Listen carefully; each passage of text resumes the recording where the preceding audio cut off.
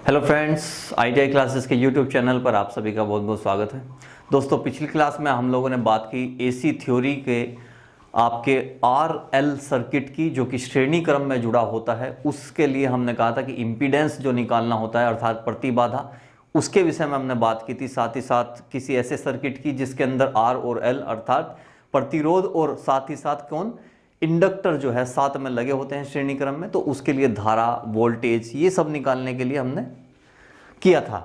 तो आज हम शुरू करने वाले हैं आपका सेकंड टॉपिक इसी का, जिसमें हमने कहा था कि इंपीडेंस निकालने के लिए तीन ऐसे सर्किट होते हैं जिनका इंपीडेंस आपसे एग्जाम में पूछा जाता है। ये है आपका अगला, जिसका आपको क्या निकालना है, इंपीडेंस ही निकालना था। सीरीज में जुड़े हुए हैं R और C सर्किट, अर्थात एक ऐसा सर्किट जिसके अंदर प्रतिरोध होगा और कैपेसिटर होगा।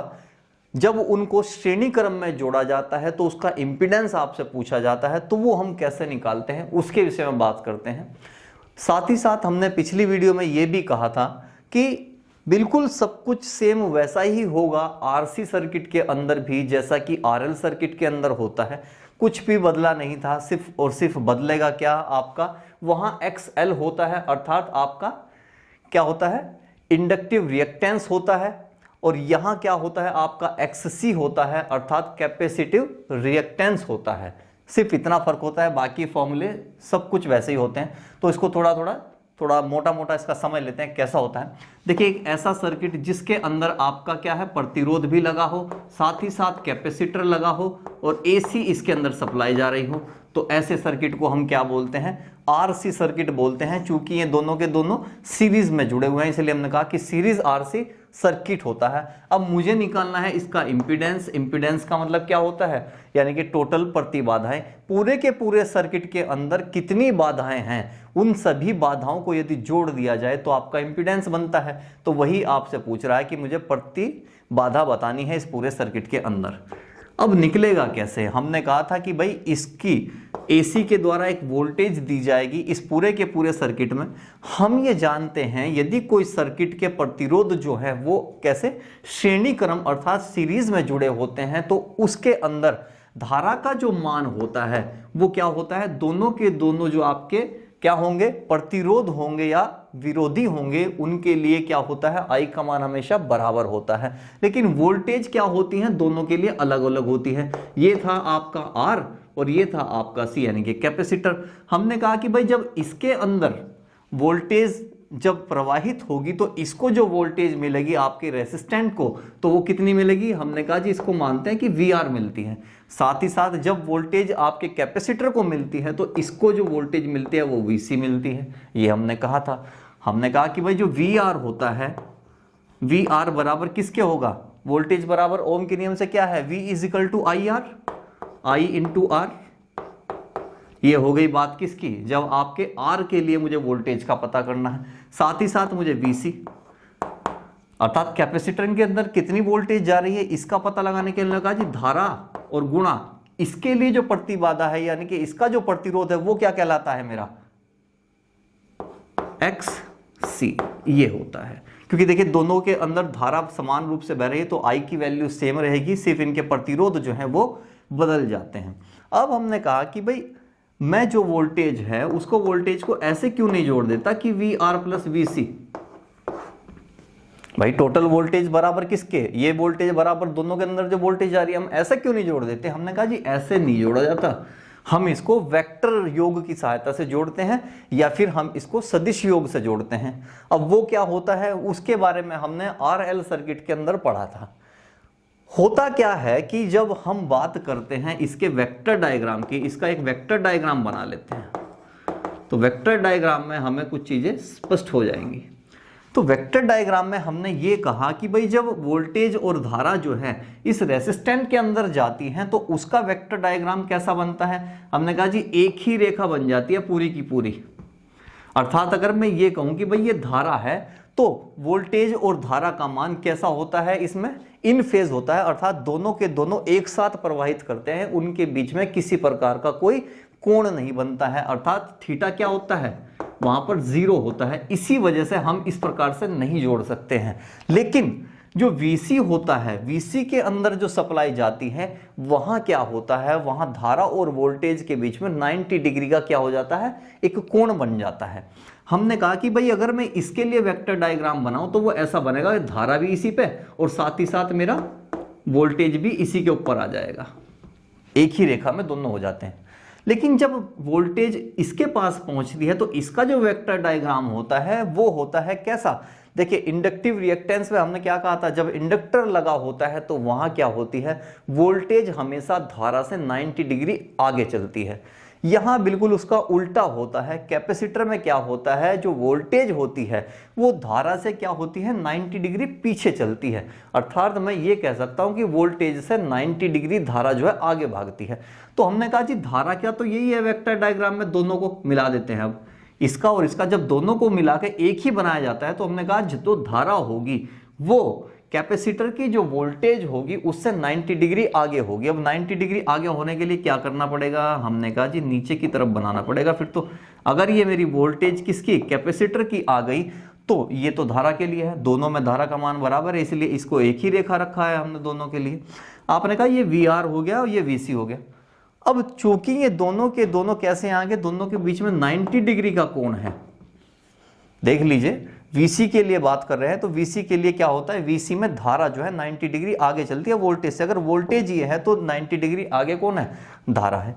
हमने कहा कि भाई इनका जो आपका रिजल्टेंट होगा वो कहाँ होगा, परिणामी जो होगा वो दोनों के कहीं ना कहीं बीच में होगा। इस प्रकार से भाई इसके और इसके दोनों के बीच में कहीं ना कहीं क्या होगा, परिणामी होगा, रिजल्टेंट होगा।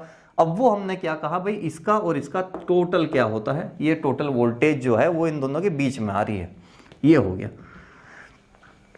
अब परिणामी को निकालने के लिए क्या तरीका है, हमने कहा कि भाई इसका वेक्टर क्या कर देते हैं, योग कर देते हैं। परिणामी को कैसे निकाल लेते हैं, हमने कहा डायरेक्ट ही निकाल लेते हैं। वैसे तो निकाल के अगर दिखाना चाहूँ तो मैं दिखा देता हूँ आपको, हम कैसे करेंगे।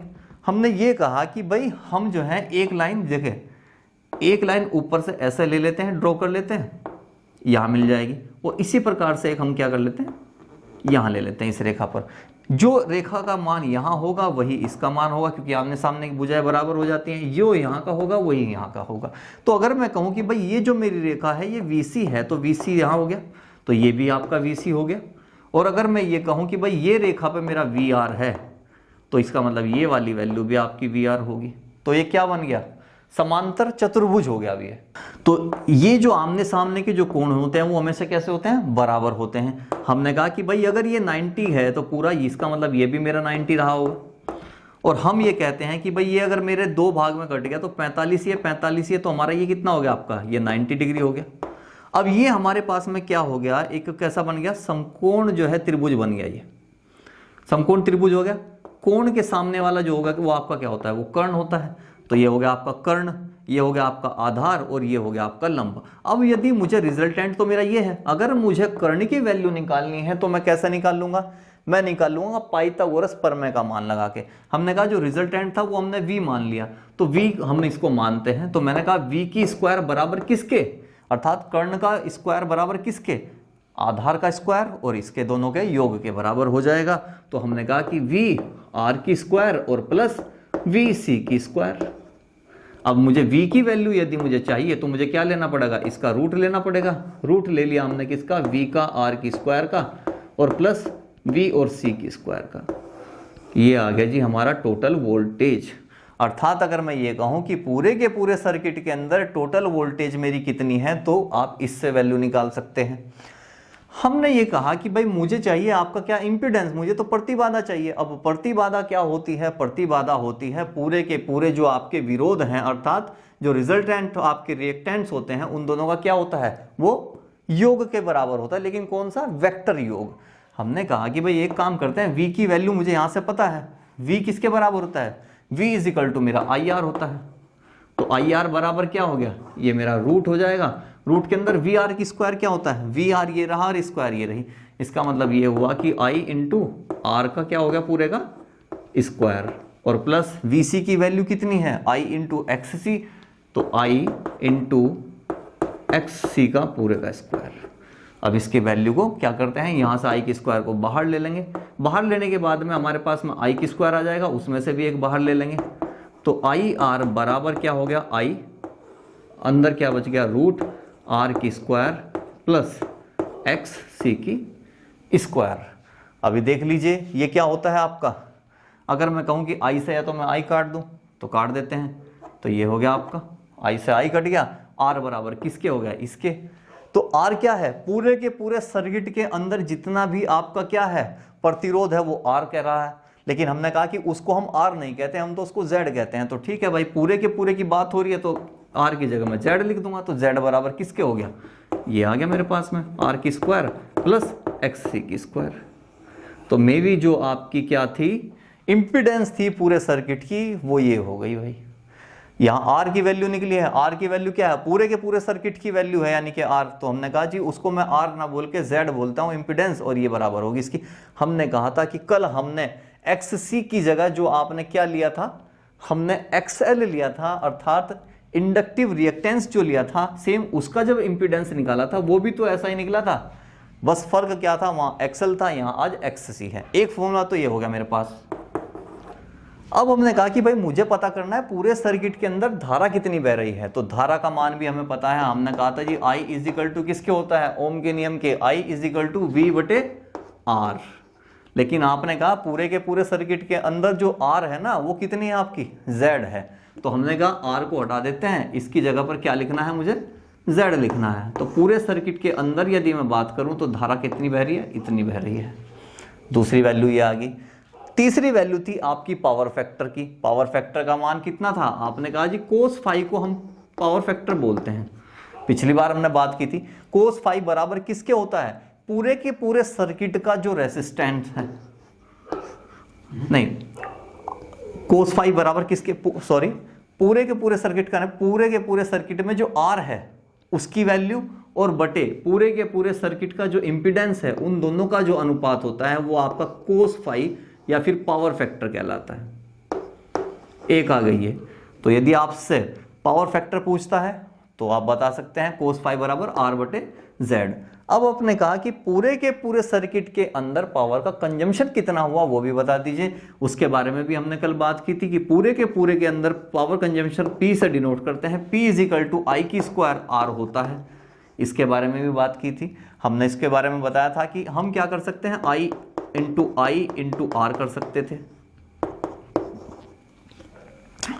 कर सकते थे। आपने कहा जो I की वैल्यू है वो ये है, हमने इसकी जगह ये रख दिया।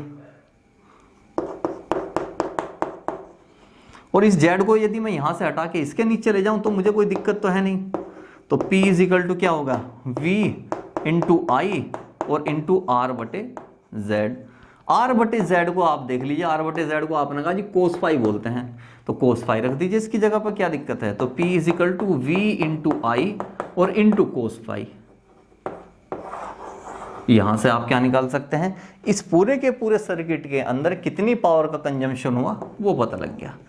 तो हम अब बता सकते हैं कि सीरीज में यदि मेरा प्रतिरोध और कैपेसिटर लगा हो किसी सर्किट के अंदर, तो उसका यदि मुझे इंपीडेंस निकालना है तो उसका फॉर्मूला मुझे मिल गया। उसके अंदर धारा का मान निकालना है तो वो मुझे पता लग गया। इसके अंदर कोस फाई यानी कि पावर फैक्टर का पता लगाना है तो मुझे मिल गया। और इसके अंदर यदि मुझे किसका, पावर कंजम्पशन का पता लगाना है, यानी कि कितनी धारा इस सर्किट के अंदर खर्च हो रही है, टोटल पावर कितनी खर्च हो रही है, वो इससे आप बता सकते हैं। तो बिल्कुल सेम वैसा ही था जैसा कि आरएल सर्किट में था, सिर्फ बदला क्या है आपका, यहां पर सिर्फ एक्सएल की जगह एक्ससी हो गया है। बाकी सारी की सारी वैल्यू जो है आरसी ले लीजिए चाहे आरएल ले लीजिए, दोनों के दोनों सर्किट के अंदर हमेशा बराबर होती है। तो अब इसके बाद में बात करते हैं कि आरसी सर्किट से कुछ क्वेश्चन आपसे पूछे जाते हैं, उस क्वेश्चन को देख लेते हैं, जिसमें आपसे मैं एक ही क्वेश्चन देंगे, उसी क्वेश्चन में सारी की सारी वैल्यूज जो है किस तरह से निकालते हैं वो देख लेते हैं। तो चलिए बात करते हैं आपके आरसी सर्किट से संबंधित एक सवाल यहाँ लिखा है जो कि आपके एग्जाम पेपर में ऑलरेडी पहला आया है, उसी को देख लेते हैं। सवाल है आपका 12 ओम का एक प्रतिरोध तथा 100 माइक्रोफैरड का एक कैपेसिटर। देखिए सर्किट है किसका, प्रतिरोध लगा यानी कि आर और आपका कैपेसिटर लगा हुआ है सी। 220 वोल्ट तथा 50 हर्ट्ज स्रोत के श्रेणी में सीरीज में संयोजित है यानी कि जोड़े गए हैं। आपको करंट बताना है, अर्थात आपसे आई पूछ लिया, साथ ही साथ आपको इंपीडेंस यानी कि प्रतिबाधा Z भी पूछ लिया। पावर फैक्टर इसका मतलब क्या हुआ आपका कोस फाई का मान भी पूछ लिया आपसे, साथ ही साथ आपसे पावर कंजम्पशन भी पूछी है, तो पावर कंजम्पशन यानी कि पी भी आपसे पूछ लिया है। ये यानी कि 4 चीज़ें जो हैं आपको जो है इस पूरे एक सवाल में बतानी है। देखिए आपसे एग्जाम में एक ही चीज़ पूछेगा, कोई ना कोई पूरा सवाल दे देगा आपसे, हो सकता है सिर्फ करंट पूछ ले, आपसे सिर्फ इम्पीडेंस पूछ ले। हमने यहाँ एक ही क्वेश्चन में सारी चीज़ें दिखाई हैं कि कैसे कैसे कौन से फॉर्मूले रखेंगे और कैसे इसको निकालेंगे। तो चलिए शुरू करते हैं। पहले इसका एक डायग्राम देख लेते हैं किस प्रकार से यानी कि इसको बनाया गया होगा। आपने कहा कि भाई एक सर्किट है, इसके अंदर मेरा रेसिस्टेंस कितना दे दिया है, ये मेरे को 12 ओम दे दिया आर की वैल्यू। इसके बाद फिर एक कैपेसिटर जोड़ दिया, कैपेसिटर की वैल्यू कितनी दे दी है, 100 माइक्रोफैरड दे दी है। इसको बंद कर दिया है, एसी की सप्लाई दे दी है। अब आपको ये सारी चीजें जो है इसके लिए बतानी है कि आपको इंपीडेंस, करंट, पावर फैक्टर वगैरह ये सब इसको निकालना था। हमने कहा कि भाई ठीक है, एक काम करते हैं, पहले Z की वैल्यू निकाल लेते हैं। अब Z की अगर मैं वैल्यू निकालता हूं तो Z बराबर किसके है, आपने कहा जी R की स्क्वायर प्लस XC की स्क्वायर के इसके होता है। अब मुझे फॉर्मूले में क्या क्या चीज़ पता है, Z मुझे निकालना ही है, इसका मतलब ये भी नहीं पता, R मुझे पता है, ये मुझे मालूम है, लेकिन XC यानी कि क्या है आपका कैपेसिटिव रिएक्टेंस मुझे नहीं पता है। मुझे XC की वैल्यू निकालनी पड़ेगी, और कैपेसिटिव रिएक्टेंस के लिए हमने जो पढ़ा था तो उसमें हमने बताया था कि भाई ये बराबर होता है किसके, 1/2 पाई FC के। अब ये फॉर्मूला हम लगाएंगे और यहां से हम क्या निकालेंगे, XC की वैल्यू निकाल लेंगे, जिसमें यहां रखेंगे और उसके बाद Z की वैल्यू निकाल लेंगे। तो यहां जब वैल्यू रखते हैं हम 1/2 गुणा 22/7 गुणा फ्रीक्वेंसी आपको दे रखी है कितनी, 50 हर्ट्ज दे रखी है, तो 50 यहां ले लेंगे। 50 हर्ट्ज के बाद में C आपको कैपेसिटिव का मान दे रखा कितना, 100 माइक्रोफैरड। देखिए होता क्या है, फैरड होती है किसकी, कैपेसिटर की जो इकाई होती है वो आपकी फैरड होती है, लेकिन माइक्रोफैरड दिया है तो 1 माइक्रोफैरड बराबर होते हैं कितने, 10 की पावर -6। भाई लिख देते हैं, हमने कहा जी एक जो माइक्रोफैरड होता है आपका वो बराबर होता है 10 की पावर -6 किसके, फैरड के। तो आपको दिया कितना है, आपको तो दिया है 100, तो 100 माइक्रोफैरड बराबर किसके हो जाएंगे, 100 की यहाँ गुणा कर दीजिए, 10 की पावर -6 को गुणा करेंगे अगर आप 100 से तो बराबर कितने हो गया, 10 की पावर -4 फैरड हो जाते हैं। इसकी वैल्यू आप यहाँ रख दीजिए, अर्थात 10 की पावर -4 रख दीजिए। ये माइनस है तो ऊपर चले जाएंगे, काट लीजिए आपको जैसे भी काटना है। इसके बाद में आपकी वैल्यू आपको यहाँ से मिल जाएगी XC की वैल्यू, तो मैंने एक निकाल रखा है, तो मेरी वैल्यू इसका मतलब ये आ गई 31.818। लगभग आपकी जो वैल्यू आएगी वो इतने ओम आ जाएगी। अब इसको मैं कहाँ रखूंगा, यहाँ रखूंगा, तो Z बराबर किसके हो जाएगा, R की स्क्वायर कितना है, R की वैल्यू आपको 12 दी है तो 12 का स्क्वायर कर दीजिए, प्लस आपने अभी निकाला है 31.818, इसका भी आपको स्क्वायर कर देना है। यहां से जब आप स्क्वायर करके हल करेंगे तो लगभग आपका आ जाएगा 34.01, क्या है, ओम, क्योंकि प्रतिबाधा है। तो ये हो गया एक आंसर आपका, तो पहला आपका निकल गया यहां से, अर्थात इंपीडेंस आपने निकाल लिया। अब बात करते हैं करंट की। करंट के लिए हमने बताया था कि I इजिकल टू किसके होता है, V/Z के होता है। तो वोल्टेज I का मान पता है, तो वोल्टेज कितनी दी है आपको, वोल्टेज दे रखा है 220 वोल्ट बटे Z की वैल्यू अभी आपने निकाली है 34.01, तो दशमलव हटाएंगे, 2 0 और ऊपर लगा देंगे। लगभग जब आप इसको भाग देंगे तो वैल्यू आपकी आ जाएगी कितनी, लगभग 6.469 एम्पियर। ये हो गया आपका एक धारा आपने निकाल ली।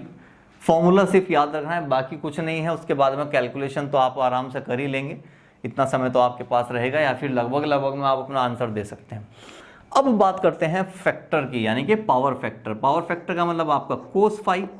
कोस फाई बराबर किसके होता है, हमने कहा था कि इसका प्रतिरोध और बटे पूरे के पूरे जो सर्किट होता है उसका प्रतिरोध, अर्थात आपका इंपीडेंस Z। R आपको पता है, R है आपका कितना, 12, और अभी Z की वैल्यू आप यहां से निकाल चुके हैं, जो कि ये कितनी निकली थी, 34.01। इसको भी हटाएंगे तो ऊपर 0 हो जाएंगी। अब आप इसको आसानी से काट लीजिए, काटने के बाद में जो आएगा वो आपका आंसर हो जाएगा कोस फाई का। देखिए हमेशा याद रखिएगा, जो आपका पावर फैक्टर होता है वो अधिकतम 1 अंक तक हो सकता है, अर्थात उसकी जो वैल्यू होगी हमेशा 1 से नीचे ही होगी, अर्थात दशमलव में आएगी। तो इसका आंसर लगभग आपका हो जाएगा 0.3528 लगभग। तो ये हो गया आपका कोस फाई का मान, एक ये हो गया आपका आंसर। और लास्ट आपका बचा है क्या, पावर कंजम्पशन की बात कर रहा है। तो पावर कंजम्पशन कितना था आपका, P इजिकल टू था आपके पास में क्या, V इंटू आई इंटू कोस फाई। देखिए सारी वैल्यू आपको पता है P निकालने के लिए। वोल्टेज आपको दिया है कितना, 220 वोल्ट। धारा आपने निकाल ली है, I की वैल्यू आपने निकाली थी, ये आ रही है आपकी 6.469, और इंटू कोस फाई की वैल्यू आपने यहाँ से निकाल ली है, कितना आ रहा है 0.3528। बस इन सभी की क्या करनी है, आपको कैलकुलेशन कर लेनी है। कैलकुलेशन के बाद में जो भी वैल्यू आएगी वो आपकी क्या हो जाएगी, आपकी पावर कंजम्पशन हो जाएगी पूरे के पूरे सर्किट की। तो इस प्रकार के सवाल जो हैं आपके एग्जाम पेपर में पूछे जाते हैं। इनमें कोई भी आपको वैल्यू दे देगा, पूछ लेगा आपसे। इस पूरे के पूरे सवाल में आपको XC की वैल्यू खुद निकालनी थी। यहाँ पे जैसे कि अभी दिया है कैपेसिटिव रिएक्टेंस जो है उसकी वैल्यू नहीं दी थी। हो सकता है आपको क्वेश्चन के अंदर कैपेसिटिव रिएक्टेंस की वैल्यू दे दे, तो आपको डायरेक्ट इसी फॉर्मूले में रख के जो है आपका इम्पीडेंस जो है निकाल लेंगे। यहाँ नहीं दिया था तो हमें ये पूरा प्रोसेस जो है फॉलो करके उसकी वैल्यू निकालनी पड़ी। तो ठीक है, इस प्रकार के आपके जो सवाल हैं बहुत ईजी हैं, फॉर्मूला आपके याद रहेंगे तो 1-2 बार प्रैक्टिस करेंगे तो आराम से हो जाएगा। तो इस प्रकार के सवाल आपसे पूछे जाते हैं। तो फ्रेंड्स आज की वीडियो में सिर्फ इतना ही रखेंगे। अगली जो वीडियो होगी उसमें हम बात करेंगे ऐसे सर्किट की जिसके अंदर आपका प्रतिरोध भी लगा होगा, साथ ही साथ आपका इंडक्टर भी लगा होगा, और साथ ही साथ लगा होगा आपका कौन, कैपेसिटर सीरीज में। तो अगली वीडियो तक के लिए थैंक यू।